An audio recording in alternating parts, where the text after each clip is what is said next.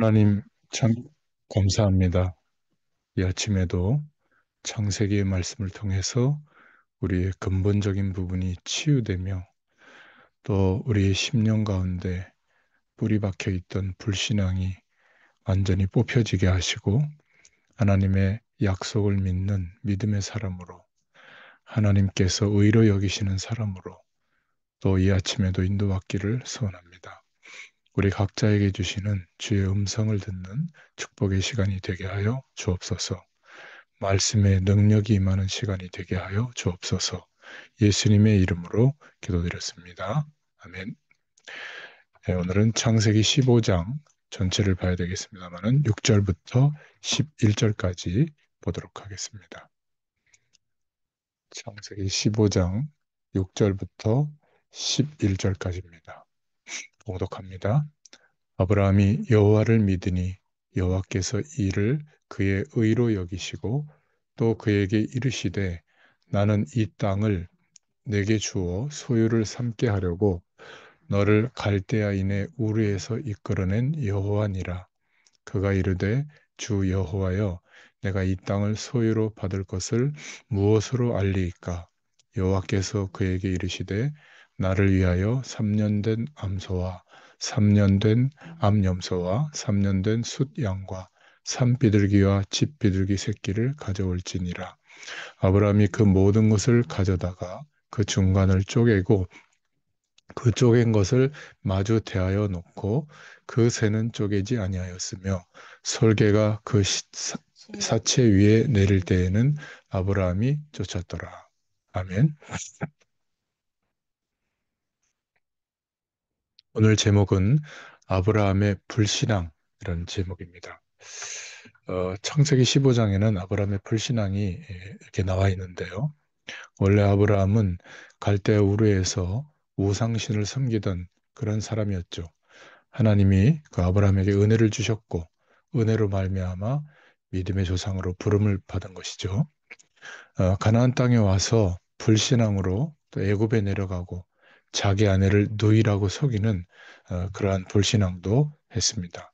그럼에도 불구하고 아브라함은 하나님의 은혜를 입은 사람으로 하나님께서 축복하셨죠. 아브라함은 한마디로 말하면 하나님의 은혜가 지속적으로 절대적으로 필요한 사람임을 알 수 있습니다. 마태복음 1장 1절에 보면 아브라함과 다윗의 자손 예수 그리스도의 계보라 족보가 나오는데 여기에 들어와 있는 사람들은 사실은 완전해서 들어온 게 아니라 전적인 하나님의 은혜요 부르심이었다는 것을 보여주고 있죠. 장자가 아니라 서자, 또 말제 이런 사람들이 들어와 있고 다말, 기생라합, 바세바, 룻 이런 이방 여인들이 또 들어와 있죠. 히브리서 11장의 사람들도 믿음이 완전한 자였기 때문에 축복을 허락하신 것이 아닙니다. 하나님은 왜 이러한 사람들을 부르시고 말씀으로 기록해 두셨을까? 그것은 우리 때문이죠.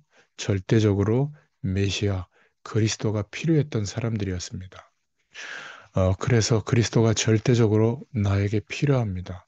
하나님이 내게는 필요합니다. 이것을 고백했던 사람들이죠. 오직 예수 그리스도의 고백을 가졌던 사람들이 승리했다는 것을 성경은 우리에게 증거해 주고 있습니다.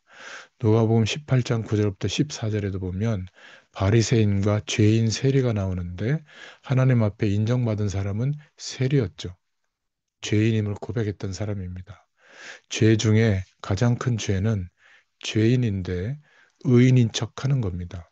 불신앙 중에 불신앙은 죄인인데 의인인 척하는 거죠. 우리는 전부 그리스도가 절대적으로 필요한 사람인 줄로 믿습니다. 자, 아브라함은 첫 번째로 두 가지 불신앙을 하는데 후손에 대한 불신앙을 하죠. 15절부터 15장 1절부터 6절에 보면 나오는데 2절에 나의 상속자는 이 다메섹 엘리에셀이니이다. 그 정도로 신임했죠. 주께서 내게 씨를 아니 주셨으니 내 집에서 길리운 자가 나의 후사가 될 것 아닙니까? 3절에 이렇게 말하니까 4절에 하나님은 다시 약속을 확인시켜 주시죠. 내 몸의 날짜가 내 후사가 되리라. 이 후손에 대한 불신앙을 하고 있었고 또 하나는 가나안 땅에 대한 불신앙을 하고 있었습니다. 8절에 보니까 주 여호와여 내가 이 땅으로 업을 삼을 줄을 무엇으로 알리이까? 왜 그랬을까요? 19절부터 21절에 보면 아브라함만 여기에 있었던 것이 아니라 많은 족속들이 있었죠. 훨씬 강한. 이런 환경을 아브라함이 쳐다보고 불신앙이 생긴 겁니다. 아브라함이 하나님 앞에 증거를 요구하는 것이죠. 여러분, 체험은 믿음으로 오는 것이지만 증거를 요구하는 것은 어떤 면에서 불신앙입니다. 9절에 하나님은 아브라함에게 언약을 확인시켜주는 언약 예식을 지시합니다. 어, 소와 염소와 암소와 이런 것들을 갖다가 쪼개라. 반으로 쪼개라. 세 가지 가지고 와서 쪼개라. 그 말은 피를 뿌리는 하나님의 약속, 오실 메시아의 약속, 피 흘리는 약속을 붙잡고 죽으시고 부활하실 메시아의 약속을 붙잡게 하는 언약에 대한 예식이거든요. 다른 것은 다 쪼갰는데 여기에서 또 불신앙을 하죠. 새는 쪼개지 않은 겁니다. 그러니까 의식적으로는 했지만 마지막까지 약속을 붙잡고 새를 쪼개야 되는데 그것을 쪼개지 않았는데 뭐가 그렇게 큰 문제가 됐을까? 이 아브라함의 언약을 어, 놓친 그 불신앙 때문에 13절, 14절에 보니까 후손과 땅의 문제가 오는 겁니다. 가나안 땅의 축복을 누려야 되는데 이방에서 계기되어 400년을 보내게 될 것이다. 여러분, 그리스도의 약속을 놓치는 것은 이만큼 심각한 불신앙이요 문제가 오는 겁니다. 그러니까 성경은 아무 의미 없이 기록된 게 아니라 하나님의 약속, 예수 그리스도의 약속의 축복이 얼마나 중요한지를 우리에게 보여주고 있는 것이죠. 여러분이 성경을 어디를 펴도 이러한 복음의 눈으로 성경을 보면 굉장히 중요한 답들이 보이게 될 겁니다. 하나님의 음성을 듣게 될 줄로 믿습니다. 두 번째, 하나님의 계획과 불신앙의 배우인데 아브라함의 이런 불신앙에도 불구하고 하나님은 언약 붙잡은 자를 책임지시고 인도해 주십니다. 참 이게 놀랍죠. 어, 아브라함에게 누가 메시아 언약에 대한 불신앙을 넣었습니까? 바로 사단입니다.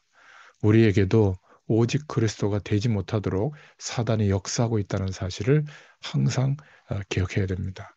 자, 세 번째로 오늘 창세기 15장에서 깨달아야 될 사실은 6절에 보니까 아브라함이 여호와를 믿으니 여호와께서 이를 그의 의로 여기시고 이렇게 말씀하고 있죠. 아브라함이 불신앙했음에도 불구하고 깨닫고 다시 하나님의 약속을 붙잡았을 때 하나님이 아브라함을 의로 여겨주신 겁니다. 우리도 마찬가지죠. 항상 불신앙하는 그런 배경 속에 있지만 다시 그리스도의 약속을 붙잡을 때 그것을 의로 여겨주실 줄로 믿습니다. 14절, 15절에 보니까 아브라함이 불신앙했는데도 불구하고 또 축복하십니다. 회복될 것을 약속하시죠. 후손들에 대해서도. 실수했더라도 우리가 돌이켜서 하나님의 약속을 붙잡았다면 하나님은 모든 것을 회복시켜 주십니다. 그래서 우리는 항상 우리에게는 절대적으로 그리스도가 필요합니다. 신앙의 사람들이 무엇을 잘해서 복받은 것이 아니라 실수했지만 돌이킨 겁니다. 그리고 다시 그리스도의 약속을 붙잡았죠. 실수를 안 했기 때문에 믿음이 좋은 것이 아닙니다. 실수를 했다고 할지라도, 불신앙했다고 할지라도, 넘어졌을지라도, 혹시 죄를 범했을지라도 즉각적으로 돌이켜서 회개하고 하나님의 언약을 붙잡을 수 있는 사람이 하나님이 믿음이 좋은 사람으로 여겨주시는 겁니다. 로마서 4장 1절부터 3절에 보면 그런즉 육신으로 우리 조상인 아브라함이 무엇을 얻었다 하리요 만일 아브라함이 행위로서 의롭다 하심을 받았으면 자랑할 것이 있으려니와 하나님 앞에서는 없느니라. 성경이 무엇을 말하느냐? 아브라함이 하나님을 믿음에 그것이 그에게 의로 여겨지신 바 되었느니라. 아멘이죠.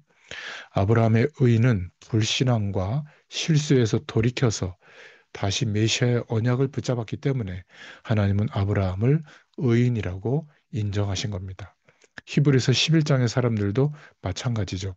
자신의 부족함, 연약함을 인정하고 돌이켜서 그리스도의 언약을 붙잡은 줄로 믿습니다.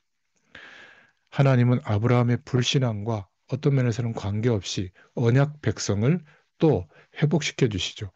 하나님과 맺은 언약을 성취하고 계심을 보여주십니다. 창세기 15장 9절부터 11절에 새는 쪼개지 아니했다. 이 작은 실수가 아니라 언약에 대한 불신앙이기 때문에 그것을 알려주고 있는 겁니다. 15장 17절에 하나님이 타는 횃불이 그 쪼갠 고기 사이로 지나가더라. 다시 언약을 회복시켜 주시죠. 그리고 18절, 21절에 땅에 대한 언약을 다시 확인시켜 주십니다. 하나님의 약속은 영원하다는 것을 알려주는 거죠.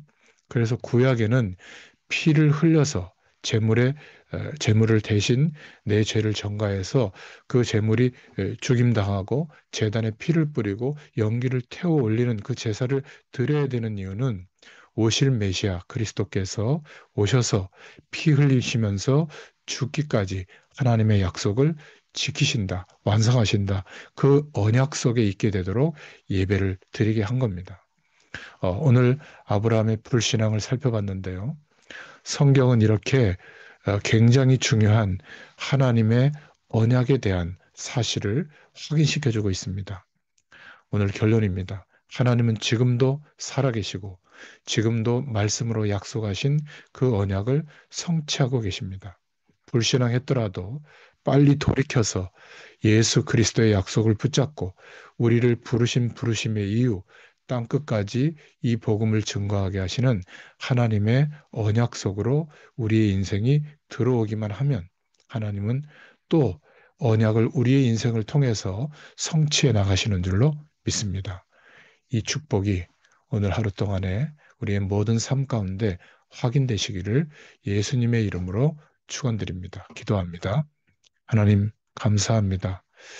하나님의 약속을 믿는 믿음 안에 있을 때 하나님께서 그것을 의로 여기시고 언약 성취의 삶을 보장하신 것처럼 우리에게도 동일한 은혜가 임하게 하여 주옵소서.